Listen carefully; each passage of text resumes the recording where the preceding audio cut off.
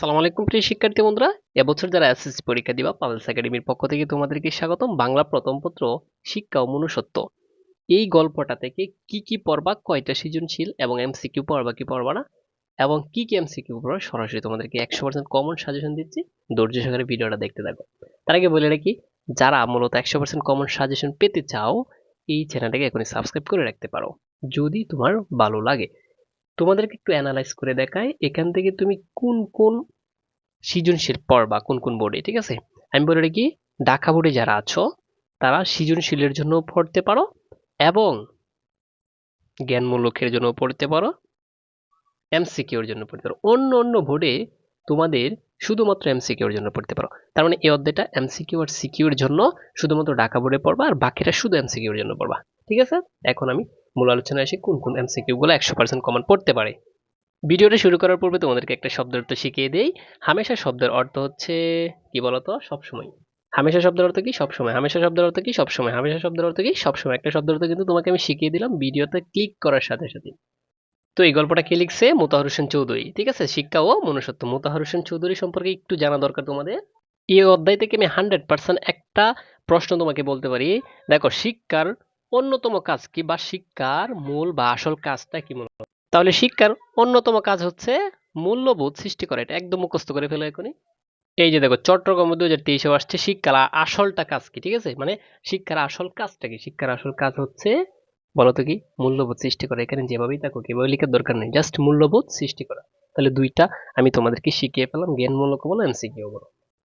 এই যে দেখো, একটা সৃজনশীল এটা দেখতে পারো নমুনাটা। এই সৃজনশীলটা মোস্ট ইম্পর্টেন্ট, এটা যশোর 2023 আসছে, ঠিক আছে?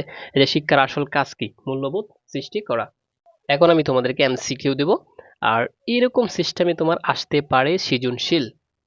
আমি স্টুডেন্টদেরকে সব সময় বলি, তোমরা আগে একটা গল্প অথবা কবিতার আগে শব্দের অর্থ শিখে আসবে। দেখো দেখো, এই যে শব্দের অর্থ থেকে সরাসরি আসছে তিমির শব্দের অর্থ কোনটা। আমি এক নং পরে পড়াচ্ছি তিমির শব্দের মানে অর্থ কোনটি। বলো তো, তিমির অর্থ কি? অন্ধকার। দেখছো, এটা কিন্তু শব্দের অর্থ থেকে আসছে। আমি প্র্যাকটিক্যালি প্রমাণ দেখাচ্ছি যে কোথায় থেকে আসে মূলত এগুলো।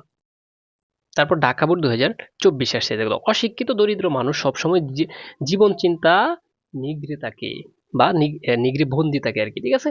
এখানে জীবন চিন্তা কথাটির সাথে শিক্ষা ও মনুষ্যত্ব প্রবন্ধের কোন কথাটির মিল রয়েছে? মূলত এটা হচ্ছে অর্থ চিন্তা, মানে অর্থের চিন্তা করে সবসময়, ঠিক আছে? একজন মানুষ, সেটা বলছে। তাহলে আশা করি বুঝতে পারছো এটা।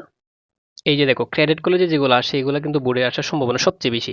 এই যে শিক্ষার আসল কাজটা কি? মূলত মূল্যবোধ সৃষ্টি, দেখছো? তাহলে দেখো, এটা শিক্ষার কোন দিকটি জীবনকে উপভোগ করতে শেখায়? মূলত অপ্রয়োজনীয় দিক। আর শিক্ষার জরুরি কোন কাজটা? মূলত শিক্ষার উদ্দেশ্যটা কি? এটা হচ্ছে অপ্রয়োজনীয় কোনো কিছু বন্ধ করা, ঠিক আছে? সো প্রিয় শিক্ষার্থী, তোমরা এখান থেকে আমি যে এমসিকিউ গুলা দিচ্ছি এগুলা জাস্ট একটু দেখে নাও, চোখ বুলিয়ে নিবা তুমি, হ্যাঁ? আর এই যে এটা পড়বা, এই যে দেখো, মুক্তির জন্য কয়টি উপায় অবলম্বন করতে হবে? মূলত দুইটা উপায় অবলম্বন করতে হবে, ঠিক আছে? আমি কিন্তু প্রত্যেকটা অধ্যায় থেকে এভাবে মানে অল্প কিছু এমসিকিউ দিচ্ছি যেগুলো তোমাকে পড়তে হবেই 100%। এই যে দুইটা, কয়টা অবলম্বন করতে হবে? দুইটা উপায়। এই উপায়টা মুখস্থ করে ফেলবা, ঠিক আছে? এই যে তারপর মোস্ট ইম্পর্টেন্ট হচ্ছে এটা, মানুষ লোভের ফাঁদে ধরা দিতে ভয় পায় কেন? মূলত বলতো মনুষ্যত্বের কারণে। এই যে এখান থেকে আর কয়েকটা মাত্র 24টা এমসিকিউ পড়বা তুমি, হ্যাঁ? যেগুলো দিচ্ছি জাস্ট এগুলো পড়বা, কারণ হাজার হাজার এমসিকিউ পড়ে তোমার কোনো দরকার নেই। স্ক্রিনশট দিয়ে জাস্ট আমি যেগুলো পড়িয়ে দিচ্ছি এবং এখান থেকে এগুলা জাস্ট পড়ে নেবে। এখন তোমাকে আমি কয়েকটা জ্ঞানমূলক দিব, ঠিক আছে? আর তত্ত্বকণিকা প্রত্যেকটা অধ্যায় থেকে আমি দেই। এই যে এটা পড়বা, শিক্ষার আসল কাজ কি? শিক্ষার আসল কাজ মূল্যবোধ সৃষ্টি করা, ঠিক আছে? তারপর জ্ঞান, পরিবেশ কৃষির উপায়, হ্যাঁ? পরিবেশ থেকেই কিন্তু আসছে মূলত পরিবেশন, ঠিক আছে? আচ্ছা, এটা কিসের উপায়? মূলত মূল্যবোধ সৃষ্টির উপায়। তারপর দেখো, শিক্ষা মানুষের কোন দিকটি জাগ্রত বা জাগিয়ে তোলে? এটা কোনটা বলতো? মনুষ্যত্বকে, ঠিক আছে? তারপর দেখো, নিগর শব্দের অর্থ কি? এটা হচ্ছে বেরি, মানে ভেড়া দেওয়া, আর অথবা জ্বর বলে আমরাকে, যেটা বলে গাছের জ্বর বা শিকল, ঠিক আছে? তারপর দেখো, কুৎপিপাসা অর্থ কি? এটা হচ্ছে ক্ষুধা আর হচ্ছে তৃষ্ণা। ক্ষুধা আর তৃষ্ণা একসাথে হচ্ছে কুৎপিপাসা। লেফাফা দুরস্তি শব্দের অর্থটা মূলত কি? এটা একটা বাগধারা, ঠিক আছে? এটার অর্থ হচ্ছে বাইরে পরিপাটি আর ভিতরে সদরঘাট, যেটাকে বলা হয়, হ্যাঁ? আর এখানে সুন্দর করে দেওয়া, দেখো, বাইরের দিক থেকে ত্রুটিহীনতা কিন্তু ভিতরে প্রবণতা, মানে ধোঁকা দেওয়া আর কি, ঠিক আছে? এই তত্ত্বকণিটা একটা স্ক্রিনশট দিয়ে জাস্ট একটু চোখ বুলিয়ে যাবো, মুখস্থ করার কোনো দরকার নেই, ঠিক আছে? এই তত্ত্বকণিকাগুলো, এই যে তিমির, তিমির শব্দের অর্থ কি? অন্ধকার, ঠিক আছে? এটা পড়বা। তারপর মানুষের আত্মাতিক মৃত্যু হয় লোভের কারণে। এই যে তোমরা চাইলে আরো কিছু এমসিকিউ আছে আমার এখানে, এগুলো দেখে যেতে পারো। দেখো এক নজরে জাস্ট দেখে যাবা, কোনো প্রবলেম নেই। জাস্ট একটু দেখে যাবা তোমরা, হ্যাঁ, মুখস্থ করার কোনো দরকার নেই।